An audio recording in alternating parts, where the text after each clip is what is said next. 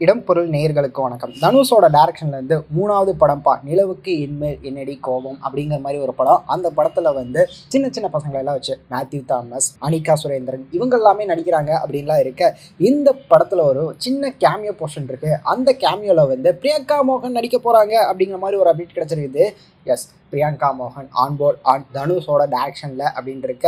GV Prakash இந்த படத்துக்கு music பண்றாரு அப்படின்னு இருக்க. எப்படிப்பட்ட படமா இருக்க போகுது? ஒரு ரொமான்டிக் சப்ஜெக்ட் அப்படிங்கிறது தெரியும், வழக்கமான காதல் கதை அப்படிங்கிறத அவங்களே சொல்லிட்டாங்க. எப்படிப்பட்ட படமா இருக்க போகுது? தனுஷோட டைரக்ஷன்ல D50 முடிஞ்சிருச்சு, படத்தோட ரிலீஸ்க்கு தயாரா இருக்கிறாங்க அப்படின்லாம் இருக்க.